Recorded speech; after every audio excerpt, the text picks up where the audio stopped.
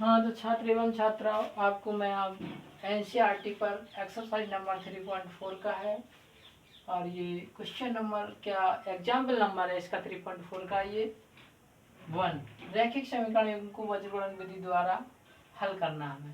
तो सबसे पहले हमें ये समझ लेना चाहिए कि वज्रगुणन विधि में किस प्रकार समीकरण होते हैं। ax1 plus b1y plus c1 equal to 0, a2x plus b2y sorry यहाँ पे b2y प्लस c2 बराबर 0। दिस फॉर्मूला रहता है x अपॉन b1 b2 और c1 c2 a1 a2 x y upon और 1 अपॉन b1 b2। तो हम इसका इसी प्रकार मल्टीप्लाई करते हैं, इसका इसमें करेंगे हमेशा b1 c2 minus b2 c1। फिर हम इसका भी करेंगे c1 a2 minus c2 a1। इसी प्रकार हम इससे इस प्रकार हमारी ये मान निकलते हैं। हमारी समझ में अगर ये फॉर्मूला या ये विधि आ गई तो हम वज्रगुणन विधि को बड़े आसानी से हल कर सकते हैं। तो देखिए जब हमने मान रखे यहाँ पे, तो देखिए यहाँ से बड़े सही ढंग से रखा हुआ है। देखिए आपको x अपॉन x का मान निकालना, क्या करेंगे b1 b2, तो मैंने मल्टीप्लाई किया b1 c2 गुणा किया b1 c2 minus b2 c1 आया समझ में। इसके बाद देखिए y में क्या करते हैं हम, y हमारी शुरू है, ये y में भी जुड़ेगा c1 a2, क्या है c1 a2 minus c2 a1।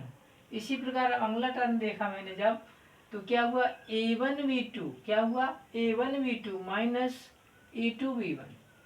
और अब हम इनके गुणा करके माइनस करके घटा के निकाल लेंगे। इस प्रकार हमारा ये समीकरण ये लिखा हुआ है। यहाँ पे देखिए हम मान लिख सकते हैं a1 बराबर हमारा क्या है, क्योंकि a1 x का गुणांक होता है, b1 y का गुणांक होता है और c1 अचर पद होता है। तो इस प्रकार हम यहाँ इस पर रख लेंगे a1 हमारा कितना मान आया a1 3 और b1 कितना आया 1 और c1 कितना आया माइनस 30। ठीक है, अब देखिए a2 कितना है हमारा a2 2 और b2 कितना है हमारा 5 और c2 कितना है माइनस 33। ठीक है, तो इन मानों को हम इस फैक्टर में रखें। पहले किस में रखेंगे, इसमें। अगर आपको इसमें रखने से ये फिर सही ढंग से मल्टीप्लाई हो जाएंगे आपको। तो आपने यहाँ क्या रखा है, देखिए x अपॉन क्या लिखा है b1 b2, तो b1 हमारा कितना है 1 और b2 कितना है 5। इसके बाद क्या है c1 c2, तो c1 हमारा कितना है माइनस 30 और c2 कितना है माइनस 33। ठीक है, अब हम y अपॉन रखते हैं, तो y में मैंने क्या रखा a1 a2 हमारा कितना है 3 और 2, a1 a2 हो गया। अब हमें आगे चल के 1 रखना और देखना b1 b2 क्या रखना है b1 b2। तो हमारा b1 b2 कितना हो रहा है, हमने रखा b1 b2 c1 c2, इसके बाद हमें रखना a1 a2 और इसके बाद रखना हमें b1 b2। तो b1 b2 हमारा फिर वही रहेगा 5 1 और 5।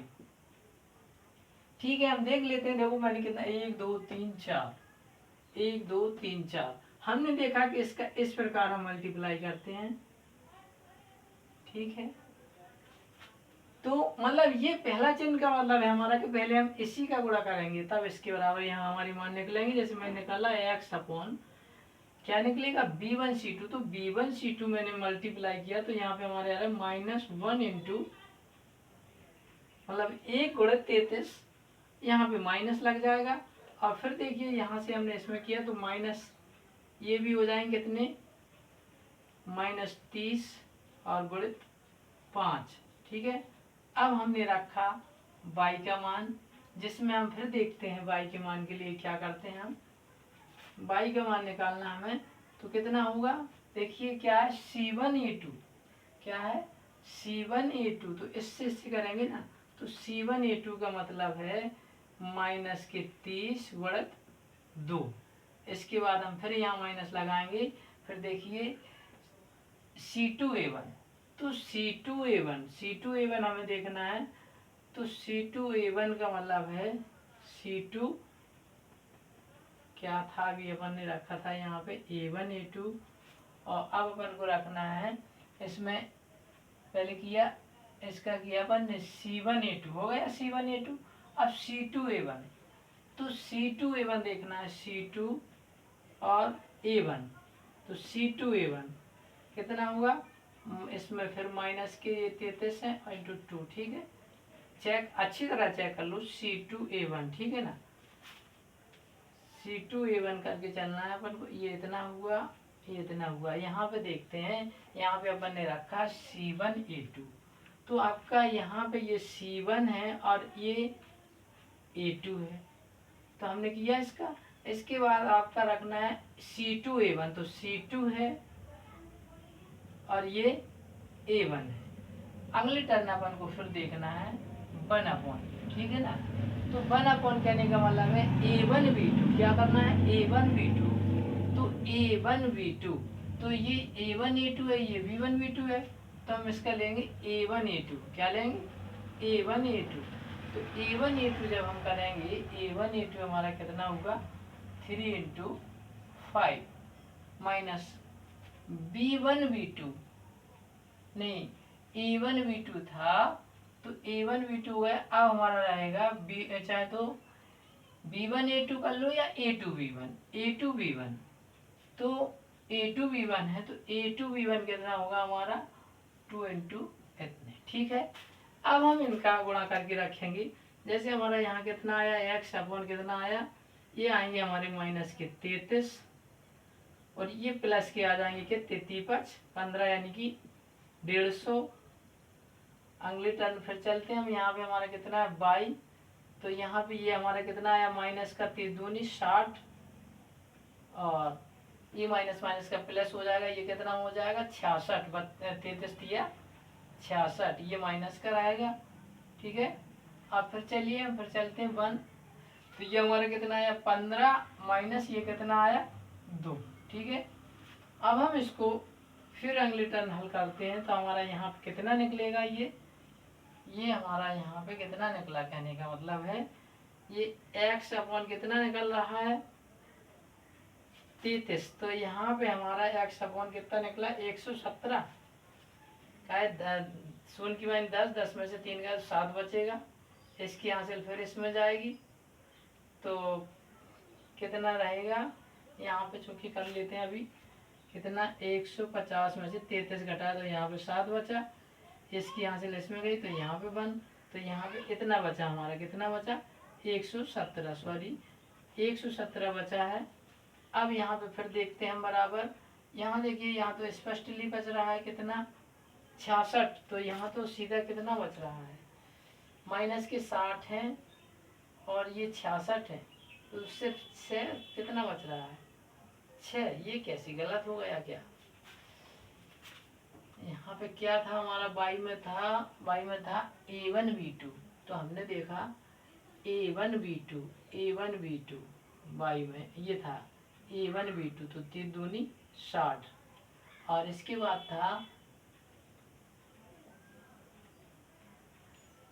इसके बाद क्या था इसका C1 बाई में रहेगा C1A2, तो C1A2 है ना, तो 3 दूनी 60, और C2A1 33 या 66, तो यहाँ तो हमारा सिर्फ कितना बच रहा है 6। यहाँ तो भाई क्या गड़बड़ हो रहा है, समझ नहीं आ रहा, यहाँ कोई मान तो गलत नहीं रखा है। A1 कितना है 3, B1 कितना है 1, C1 कितना है -30, A2 कितना है 2, B2 कितना है 5, तो B2 5 रखा है, क्योंकि B1 B2 ये रखा है, मान तो सभी सही रखे हैं।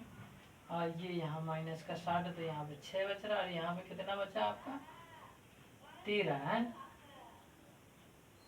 13, तो एक तो 13 बचा है, ठीक है। तो यहाँ पे अब हमें क्या करना है भाई, यहाँ पे हमारी 39 बचने की जमाना होना चाहिए, तो क्या गड़बड़ हो गई भाई, यहाँ पे क्या मिस्टेक हुई है, ये तो सबसे बड़ा गड़बड़ है। हाँ देखते हैं कि अगर इसमें से हमारे कितने जाते हैं, यहाँ पे कोई गुणा गड़बड़ हो रहा है। ये क्या है हमारा, इसमें देखते हैं बाई में C1A2, तो C1 हमारा हुआ 30 और A2 हुआ इतना, तो 3 दूनी 60। अब C1A2 के बाद हम देखते हैं C2A1, तो C2A1 देखते हैं हमारा C2 कितना है। C2 है हमारा 33 और A1 है हमारा 2, तो 33 दूनी 66। तो अब ये भी देखना है, चिन्ह भी देखना, क्योंकि यहाँ पे बाई में जो देखना है C1A2 या C1A2 देखते हैं इसमें क्या C1A2 ही है, C2A1 है, C2A1 देखते हैं। पहले हम C2A1 का गुणा A1A2 का C1A2 का गुणा करते हैं, तो C1A2 कितना है, 3 दूनी 7 हो गया। और C2A1 33 है और A1 कितना है 33, 3, तो 33 दिया होना चाहिए। यहाँ पे ये 2 नहीं हो रहा, यहाँ पे 3 हो रहा, सॉरी यही मिस्टेक थी। 33 दिया आएगा आपका यहाँ पे 99। और इसी प्रकार यहाँ पे अपने बचे 13 है, 33 दिया, 3 दिया 9, 3 दिया 9, 99 में से 60 घटाया आपने तो 9, सॉरी 13 का आगे बचेगा, इसलिए यहाँ पे 9 बचा। और इसकी हासिल इसमें आई नहीं आई, तब भी ऐसे सीधा कितना बचा 39। सॉरी फिर भी बहुत जल्दी आया, यही मैथ का होता तरीका। आप कहीं में सही आंसर नहीं आ रहा तो जरूर कहीं पे मिस्टेक है, और घबराएं नहीं, टाइम लगता है, उस मिस्टेक को देखें। इसके बाद ये आपका इस प्रकार आया। अब हम इसको यहाँ कंपेयर कर लेते हैं, जैसे मैंने यहाँ पे किया x बटे, इसको मैंने कंपेयर 117 आया बराबर, ये कर लिया हमने। तो हम इसका करेंगे अब, तो ये हमारा कितना हो जाएगा 13x बराबर 117, तो x बराबर 117 बटे 13, तो 13 ने 17, तो इस प्रकार हमारा x बराबर कितना आ गया 9, x बराबर कितना हो गया 9। इसी प्रकार हम अगली टर्न इसको करते हैं, कितना y अपन कितना हुआ 39 या 39, तो इसको हम इससे कंपेयर करेंगे तो 1 अपन कितना हुआ 13। अब हम इसका भी करेंगे तो ये हमारा कितना हुआ 13, y बराबर कितना हुआ 39, और इसी प्रकार ये y बराबर कितना प्राप्त होगा 3। तो हमारे जो मान है वो x बराबर कितना हो रहा 9 और y बराबर कितना हो रहा 3। Thank you. वीडियो को पाने के लिए लाइक करना और सब्सक्राइब करना ना भूलें। Thank you.